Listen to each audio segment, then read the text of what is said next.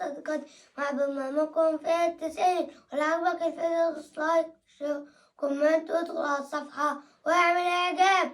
ولو معجبكش الفيديو برضه دوس لايك وشير وكومنت وادخل على الصفحة واعمل اعجاب. الأهلي الجبار كل هزيمة وأسرار وبيلعب تيك تاك نار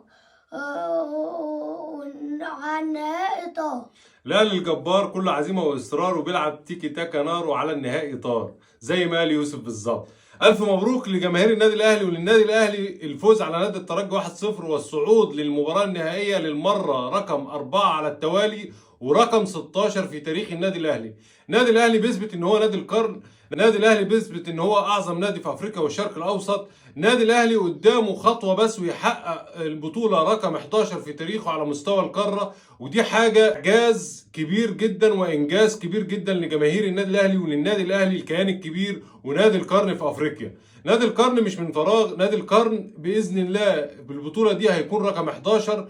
المباراة ما كانش فيها شغل كتير غير ان النادي الاهلي قدر يفوز بالنتيجة اللي هو عايزها، او تعادل حتى كان يصعدنا، او هزيمة 2-0 لا قدر الله، بس هو قدر ان هو يفوز 1-0 ودي نتيجة ممتازة جدا على نادي الترجي ونادي كبير زي الترجي. فقدرنا ان احنا نصعد لنهائي بطولة افريقيا بفوز معنوي كبير جدا على نادي الترجي، سواء على ارض ملعبهم 3-0 او على ملعبنا 1-0.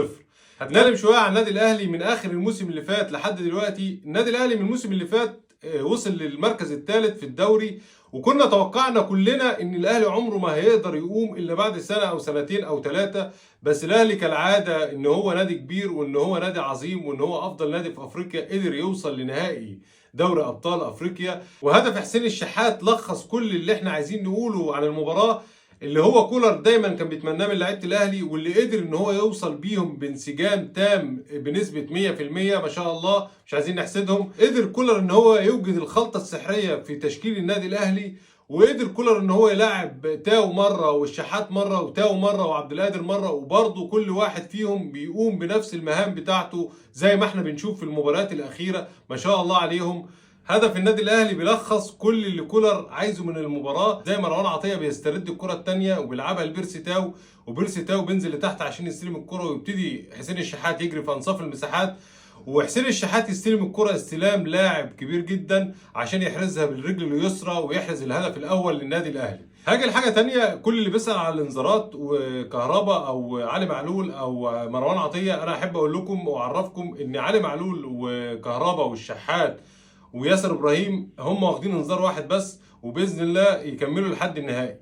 انما هي المشكله عند مين؟ عند حمدي فتحي ومروان عطيه، هم واخدين انذارين، ولا قدر الله لو خدوا انذار في المباراه اللي جايه هيتوقف المباراه النهائيه اللي بعدها اللي هي هتكون بره ارض النادي الاهلي. اتمنى ان كل لعيب من لاعيبتنا يخلي بالهم باذن الله في المباراه اللي جايه او المباراه اللي جايه، ويخلي باله من حكايه الانذار دي، لان كل واحد هيفرق معانا في المباريات اللي جايه، سواء المباراه اللي هنا او المباراه اللي هناك، وباذن الله نقدر ناخد البطوله ال11 في تاريخنا. بكده نكون وصلنا لنهايه حلقتنا، اتمنى تكون الحلقه عجبتكم، ومع السلامه في برنامجكم في التسعين.